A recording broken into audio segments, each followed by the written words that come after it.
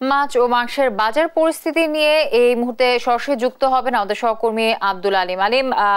মাছ মাংস সহ অন্যান্য পণ্যের দাম দর নিয়ে আসলে ক্রেতা বিক্রেতারা কি বলছেন, কি অবস্থা দেখছেন আসলে বাজারের, জানাবেন সব মিলিয়ে।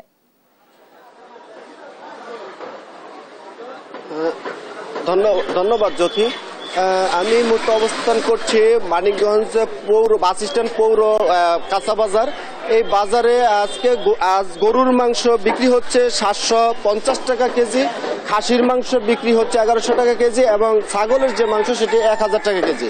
তো ক্রেতারা এবং ভোক্তারা যেটি বলছেন যে নিম্ন আয়ের মানুষ যারা তারা এই সাধারণ মানুষ তারা কিন্তু এই গরুর মাংস খাসির মাংস কিন্তু খেতে পারছে না। এদিকে ব্রয়লার মুরগির দামও কিন্তু গত সপ্তাহে ছিল 210 টাকা, আজ কিন্তু 220 টাকা কেজিতে বিক্রি হচ্ছে।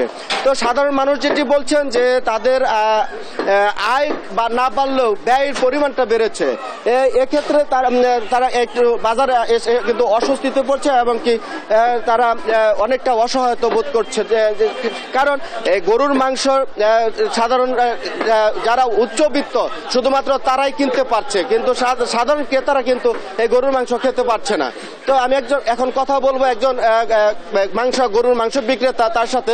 আচ্ছা, এই গরুর মাংসের দামে বৃদ্ধির কারণটা কি? গরুর মাংস বৃদ্ধির কারণ হলো গরুর যে খাদ্য আছে, ভুষির দাম 2000 টাকা অথবা নানান দিকে খাদ্য দাম বেশি, কারণ হইলো গরুর দামটা বেশি।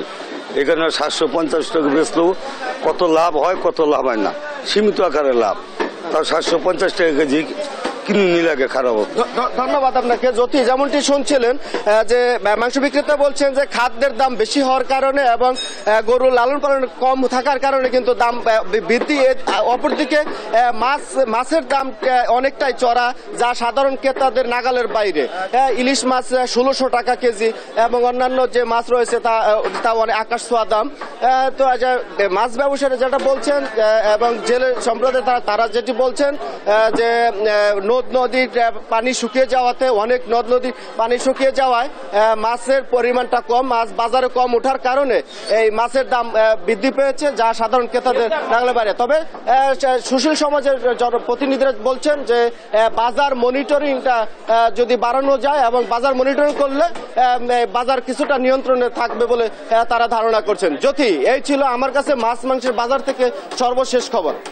আমাদের সহকর্মী আব্দুল আলিম মানিকগঞ্জ থেকে যুক্ত ছিলেন।